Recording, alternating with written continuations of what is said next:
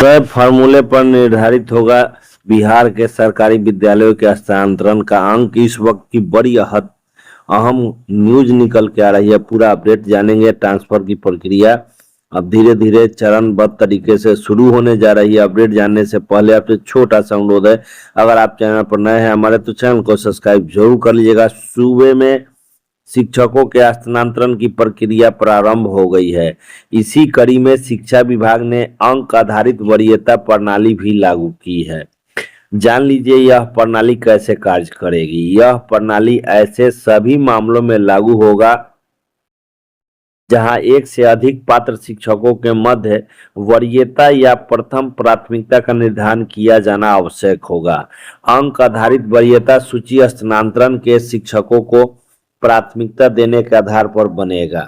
शिक्षा विभाग ने स्पष्ट कर दिया है कि इसी वरीयता के अंक के आधार पर पात्र शिक्षकों का चयन किया जाएगा और तबादला में भी उन्हें वरीयता दी जाएगी। इसी के तहत 3 कैटेगरी विकसित किए जा रहे हैं और इन तीनों कैटेगरी को जोड़कर फाइनल अंक तैयार किया जाएगा।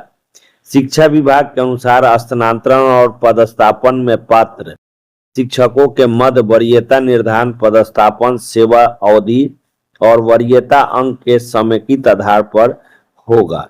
पहले कैटेगरी में अगर हम बात करें तो सेवा अंक रखा गया है और इससे संबंधित शैक्षणिक वर्ष की 31 मार्च तक सेवा के प्रत्येक पूर्ण शैक्षणिक वर्ष के लिए एक अंक निर्धारित किया गया है। इसी तरह पदस्थापन स्थल के लिए भी अंकों का निर्धारण किया गया है। इसमें श्रेणीवार 1 से 5 तक के अंक निर्धारित किए गए हैं। पहली श्रेणी के विद्यालयों के लिए 1, दूसरी श्रेणी के विद्यालयों के लिए 2, तीसरी श्रेणी के विद्यालयों के लिए 3, चौथी श्रेणी के विद्यालयों के लिए 5 अंक तय किए गए हैं।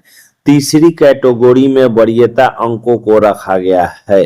इसमें विभाग ने अंकों के आधार पर 4 तरह की श्रेणी तय की है, जिसमें 20 अंक, 15 अंक, 10 अंक और 5 अंकों की श्रेणी है। हालांकि समान अंकों में भी अलग अलग वरीयता निर्धारण की गई है। वरीयता निर्धारण में 3 कोटि भी तय किए गए हैं। इनमें एक कोटि में शिक्षक स्वयं रहेंगे, अन्य कोटि में पति पत्नी और तीसरी कोटि में 18 वर्ष से कम आयु के अधिक आश्रित संतानों को रखा गया है। तो इस प्रकार शिक्षकों के स्थानांतरण प्रक्रिया में जो फॉर्मूला तय किया गया है, शिक्षकों के स्थानांतरण पर भी अंक अब निर्धारित किए गए और इसी के आधार पर उनका ट्रांसफर पोस्टिंग भी किया जाएगा। तो फिलहाल और अपडेट के लिए आप हमारे चैनल को सब्सक्राइब जरूर कर लीजिएगा। धन्यवाद।